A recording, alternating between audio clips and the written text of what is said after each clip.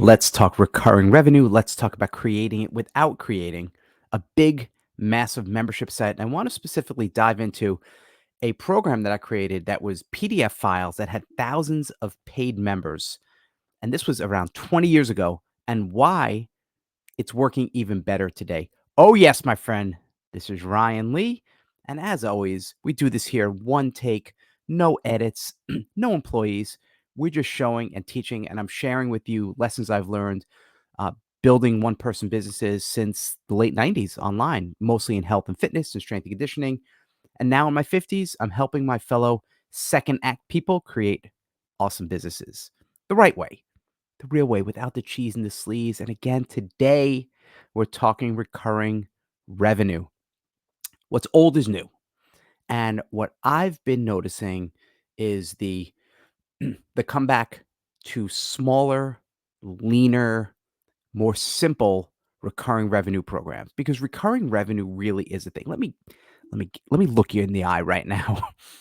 Recurring revenue really is the business. Now, I love one ticket product, one price products, one payment. So maybe you want to sell a course, and whether it's a mini course for $20 or $30 or $50, or a $500 course, or $1,000 or $2,000, or a book or an ebook or an e-commerce product, that's a one-time thing, right? Someone pays you X amount of money one time, the card is not billed, and they get the product or service. Easy. Those convert well.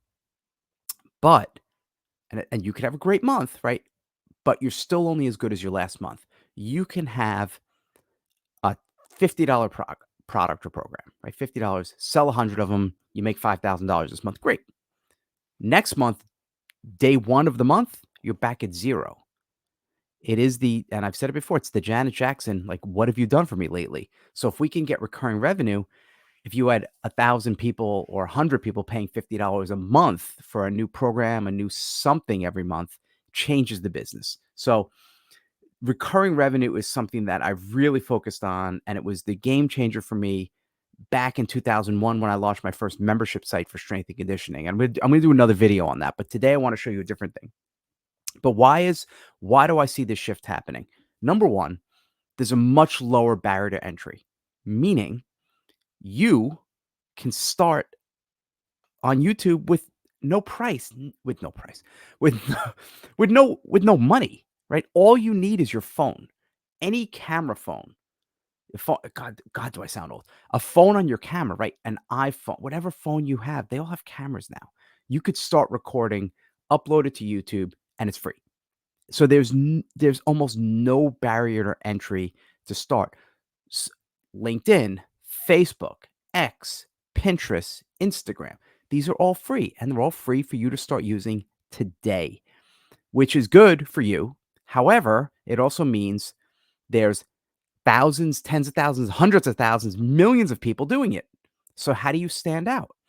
So what's happening is all of this content is flooding the market, and people are trying to out what used to be, let me give people as much content as possible and they'll pay for it. It's the opposite now, because the lower barrier to entry is bringing in all this competition, and we're being overwhelmed and we're being flooded with content. And I get that question all the time. Ryan, why would anyone pay for my information when they could find it all for free on YouTube? First of all, they can't necessarily find it all free. And even if they could, it might take them hours and hours and hours of going through a lot of videos that aren't great and trying to extract all the wisdom and trying to put it all together. It's not that easy. So it's not about people paying for more content. Now it's about you systemizing and organizing and curating all of this stuff, whether it's stuff you're curating from other people or it's your own IP, your own intellectual property, and packaging it. I pay for products and programs because I don't want to sit through tens of thousands of hours. Now, most people won't pay. That's the truth. It drives me nuts when I see marketers talk about, oh, all you have to do is get, if there's a million people in your market, you just need, 30% of your market. You got 300,000, because that's not the way it works. A majority, an overwhelming majority will not pay. They won't pay for advice, for training programs, for courses. They just won't. That's the reality. If you have a list, If you get people from social media to your list and you can convert 5%, you're doing a pretty good job. 10%, you're printing money. So those are the numbers. So it's not about trying to reach the masses and saying, oh, and using that excuse, oh, most people won't pay, because most people won't pay. But you're not worried about most people. You're worried about the people who it really resonates with. So you can't obsess with the competition. You can't try to out content them because you can't, right? But we've got competition coming. We've got AI. AI is here to stay. Any person with now all these free AI tools can just type in, give me 10 recipes, and then they read it off or have an AI voice. So it's the barrier to entry is even lower now, and anyone can create content. You could say, hey, write a fitness program in the voice of Ryan Reynolds, and it'll come up with some snarky fitness program. But it also showcases the need for us humans to stand out. And there are people looking for us, looking for guidance in the world of AI. So I think there's actually more opportunity. I know there is because I see it happening. So what's happening is because of lower barrier to entry, more competition, AI, we're racing, the public is racing for just help me sort through all this stuff. Just tell me what I need to know, whatever market it's in. I'm an accountant. I want to grow my practice. Help me. I don't want to go through 17,000 hours of marketing content on YouTube about accounting. Just I'll pay for it and I'll pay monthly. Just give it to me in a straight shot. But what I don't want, and this is where people are messing up. They're messing up with membership sites because some people teaching membership sites, unfortunately, are still talking about things that worked 15 years ago. And even when I had a program called Membership Site Bootcamp, I taught about probably 18 years ago. And it was about content. It was about volume, volume, volume. That is not the case anymore. It's the opposite. It's less is more. And I find that the less is more is working better now. Not trying to overwhelm people, not trying to have them drink from a fire hose, but condensing and showing this is the thing, especially with a membership site, especially with a paid program where people are paying you every month. What they don't want is another 3-hour webinar, and you're using that you're saying, oh, join my membership site and you get weekly 3-hour webinars. And that's turning people off because then they come to me and say, Ryan, why is no one signing up? And I look and like no one has time for this stuff. So embrace less is more and embrace the power of constraints. So I want to share a program I did decades ago, and it was because of the power of constraints that forced me to do this. This was late 90s, early 2000s, and this was before YouTube, and I was a fitness guy. I mean, that was my background, and that's where I got my master's, and it was doing online. It was doing training people, mostly young athletes. So I started doing stuff more for adults. And I came up with this 4-minute workout. There was a thing that just come out called Tabata, which were these 4-minute intervals. And I said, instead of doing jump rope for 4 minutes, let me add strength exercises. So I was kind of one of the first to do that and package it and sell it. But there was no YouTube. So what do? Well, power of constraints. Remember these babies? DVDs, right? And I called them the Quattro Fitness. And I had 2 different workouts. I had my dumbbell workouts, 10 4-minute workouts, and then my body weight workouts. So that was the entry, right? That's how I got people. And that was, remember I talked about earlier, the front end product, your one-time product. It's easier to sell a one-time product on the front end if people who don't know you as well. So if this is the first time you're seeing me on video, welcome. Hello. Uh, even though I've been on for a long time, but if the first time you're seeing me, you're much more apt to buy a one-time product, a 10, a 20, a 30, a $40 product than you are to join a subscription because it often takes a level of trust for a subscription. So this is the same 20 years ago. Instead of a digital product, it was a DVD. And it was old school. Yes, that's me. God, I cringe at some of the things I recorded. This is when I had a condo in Stamford, Connecticut. I recorded this at Scalzi Park. I hired, I think he was a wedding videographer. And he came and I just did a full day of just all these different exercises. And that was the chin up bar there in the park. You see some of the video, you see people walking by with their kids in strollers, but it was old school, but it worked, right? It doesn't, and it still works to this day because we went to everyone wants fancy, everyone wants apps and all this stuff. And now we're kind of coming full circle, which is really fascinating. You're seeing YouTube channels, you're seeing entrepreneurs doing really well, stripped down homemade content. Even this right here. Yes, I could hire a video editor and get all this stuff chopped up and have this cool B-roll and all these graphs. But we're coming back to people just want real. And I do think, and I'll do another video about it. And by the way, if you like this stuff, just hit like and subscribe. I'm not gonna tell you to smash a button. That's annoying. But just like it. Just press gently depress the button, like, subscribe, and we'll keep rocking. But it's in the world of AI, I think it's even more important to just be you and stand out and not try to be so polished. So this was old school. So it worked then. It wouldn't have worked for a while, and I think it would work now.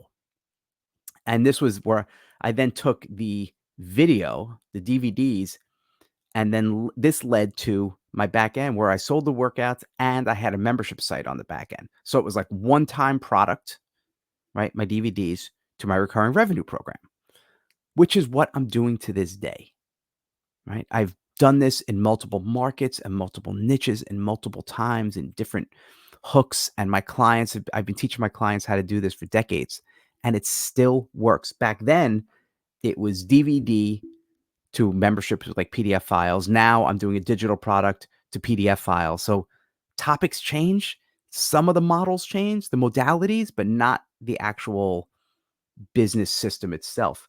And from there, I had spinoffs and I had newsletters and books. And one of them was a book with a back end newsletter, which was essentially a PDF file. It started as physical, as being mailed out every month. And it was $20 a month, then 30, then 50, got up to 100 a month. I'm going to do another video on that as well, showing you how I built it to 200,000 a month. But for here, it was a spinoff. And one of the things were these grab and go workouts, these things that were originally print and then PDF files where I had images created and graphics. And it was just, here's your workout. Here are the 4 workouts of the month. Here's workout number 1. I showed them we had the squat pull, the oblique crunch, and I just built these workouts. Grab and go. Still works. We don't need apps. And we think, oh, it's got to have apps, it's got to have this and countdowns. And especially if you're targeting people that are getting a little bit older, we often don't want that, right? It's become the point where it's so complex.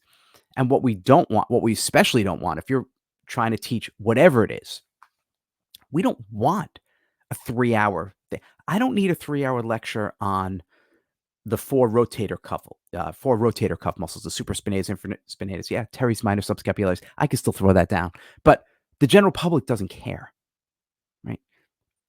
The science behind whatever it is, or the theory behind whatever it is you want to do, we're just to the point where, okay, I can learn all this stuff, but just tell me what to do. I don't need the theory of productivity. Show me how to be more productive, right? I don't need a history lesson on leadership. Just tell me what to do with my team. So does this work today? Does grab and go? Does PDF? Absolutely. We are now in the age of simple. We're in the age of small but mighty, and lean.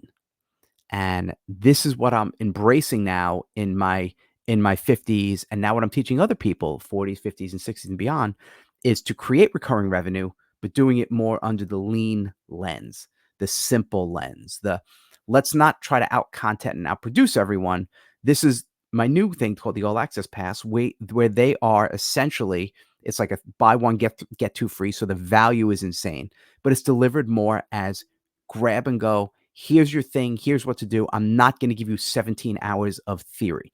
So what I like and what I see the future going is a few things to just take note of. Templates, however you can templatize your content, your information, whether it's templates for marketing, and here's Facebook ad templates. Here's email ad templates. Here are workout templates if you're doing fitness. Here's recipes. Here's things that people can just print out and take as templates and PDF files. And this is the thing, my one person playbook newsletter, where I take the coaching session and just get it condensed into a PDF file so people could print it and go. And it's really fascinating how we're getting back from digital to an analog world. And I'm getting comments, people saying, "Ryan, I love this because I could just print out things and they're putting it in binders," which I love seeing. I mean, even look behind me, my records, my tapes, like young kids are collecting records again. Records are outselling it's crazy. We're getting back to analog.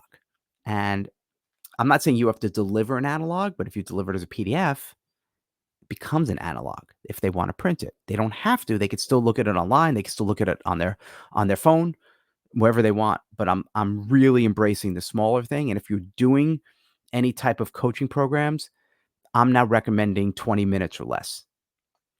You could still do Q&A, and I still have in one of my groups, my AMA, my Ask Me Anything, where it's a little bit longer. But I think if you're delivering a specific takeaway, try to condense it down to about 20 minutes or less and use that as an advantage. Use that as something that helps people and it's not overwhelming. So this is where I see the market going when it comes to recurring revenue. And I just wanted to share what's old is new again. What I was doing 20 years ago has it went kind of digital, crazy app, blah, blah, blah. And now we're back to real, raw, authentic, fast, lean, simple. So if you like this, again, like and subscribe. I love coming on here and teaching this stuff, especially to you. I've been doing this behind the scenes with courses for a long time, but now that I'm just like, I'm just gonna teach. Like, I'm not holding back. Let's just teach. Just write recurring below if you want to learn more about this. I have a program out. I'm actually creating a brand new one all about this stuff. So if you want to really obsessively dive deep, if you're not on my list yet, just write in recurring below and we'll fix that. We'll get you on and we'll start talking recurring revenue, subscription income, but doing it the lean way, not trying to create big, massive, bulky memberships. Simple, lean PDFs, templates. This is the future. It's working. It's easier for you to create. It's easier for people to get, to consume, to sign up. There's benefits for everyone. So there we go. And you know there's so much more coming because you're going to watch this next video because we are just getting warmed up. I'll see you in the next one.